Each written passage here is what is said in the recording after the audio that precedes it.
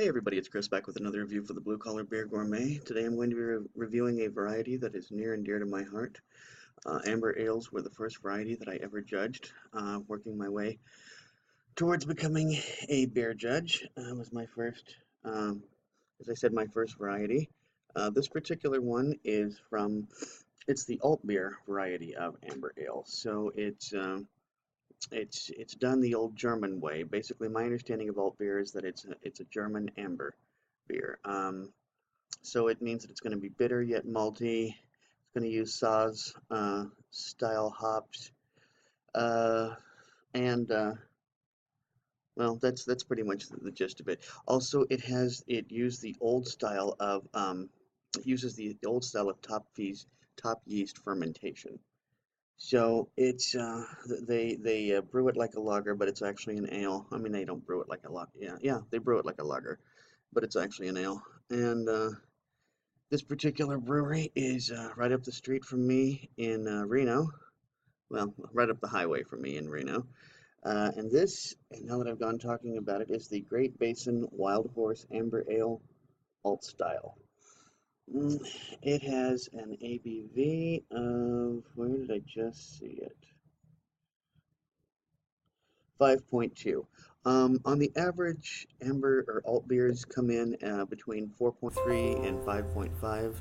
So we're looking at the higher end of the ABV scale for amber ale or alt beers.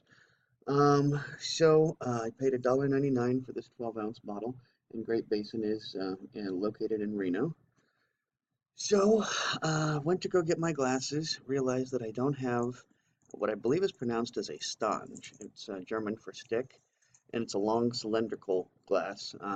They basically said that a Tom Collins glass would work in lieu of it. Well, I don't have a Tom Collins glass. The closest that I have is this Pilsner glass, for part of the bar set that Nancy got me for the perfect Pilsner. So I'm going to be using it. It's the closest thing I have to a Stange. That's the thing to do. If you don't have exactly the glassware, look through what you have and see what you've got that's closest. By the way, going to be using my Venezia bottle opener Tony picked up for me when he was in Venice. And shout out to Tony and his Venice trip. Alright. Okay, apparently this is my first time using a bottle opener. Seriously, what's going on here? Okay, this is getting kind of strange. I'm not quite sure what the problem is here, but eventually I'm going to pry this thing off. Okay, not sure why that was so strange. So anyway, let's see how this pours, shall we? Let me get that closer to the camera. This is very much pouring an amber color. This is exactly what I would expect in amber ale, although it is kind of at the lighter end. So it looks kind of like well, it looks like iced tea that's been sitting in a glass for a while, and the ice cubes have melted and taken away some of the color.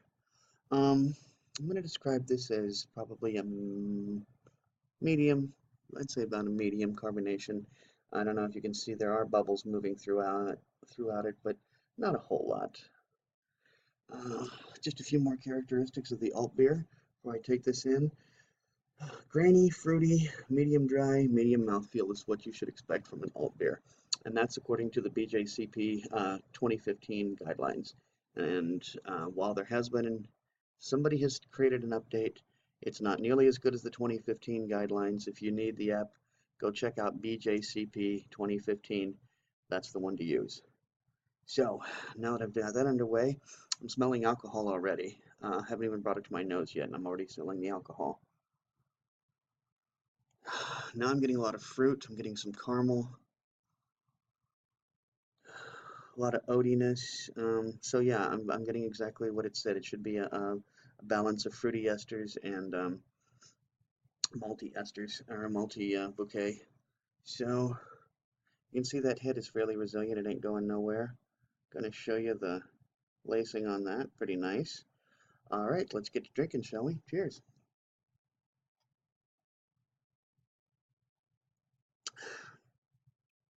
It's a very oaty amber ale.